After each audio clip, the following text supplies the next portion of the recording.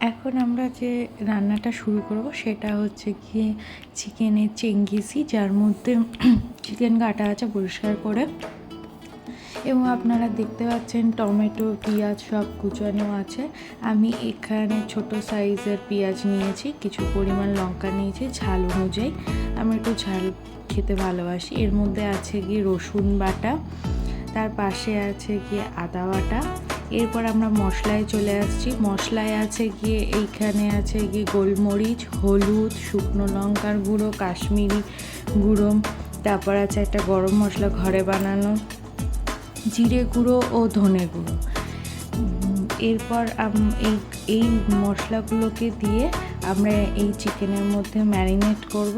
তার জন্য আমাকে এখন যেটা করতে হবে সেটা হচ্ছে গিয়ে টমেটো আর পেঁয়াজ এবং লঙ্কা সবকটা আমাকে মিক্সিতে পেস্ট করে নিতে হবে। এখন আমি মশলাগুলোকে দিয়ে একটু মেখে রাখবো।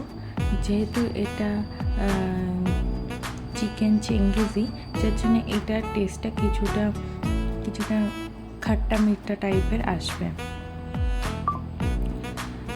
এরপর আমরা নিচ্ছি কিছুটা পরিমাণে আদা বাটা,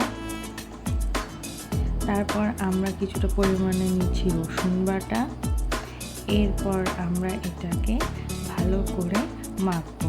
এর মধ্যে পরিমাণ মতন আপনারা নুন দিয়ে নেবেন, যদিও আমি এখানে নুনটা আগেই ব্যবহার করেছি, ওই জন্য আমি আপনাদের দেখাতে পারিনি। ভালো করে মেখে নিতে হবে। আর মেখে কমপক্ষে আপনাকে আধ ঘন্টা রেখে দিলে বেশি ভালো হয়, তাতে মশলাগুলো চিকেনের মধ্যে যাবে এবং তাতে টেস্টটা আরও বেশি বাড়বে।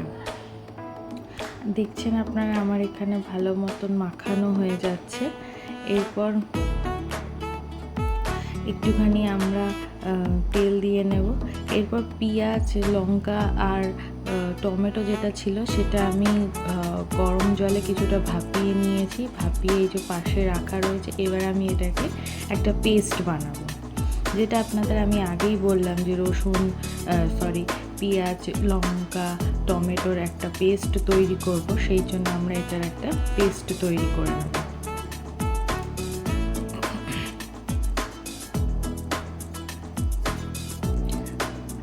তবে এখানে পেঁয়াজের পরিমাণটা কিছুটা বেশি দেওয়াটা প্রয়োজন, তাতে গ্রেভিটা আরও বেশি সুন্দর হবে।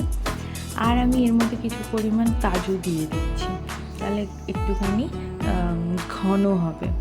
এবার একটা কড়াইয়ের মধ্যে সাদা তেল দিয়ে গরম মশলা গোটা সেগুলো দিয়ে দিয়েছি। এরপর আমি যেটা করব, চিকেনটাকে ভেজে নেব, মশলা মাখানো চিকেনটাকে। এবার আমি এর মধ্যে তেল দিয়ে একটা একটা করে ভাজছি।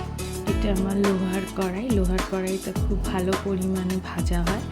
আপনারা যখনই কোনো রকম ভাজা ব্যবহার করতে যাবেন, লোহার কড়াইতে করবেন, তাতে ভাজাটা খুব ভালো পরিমাণে হবে।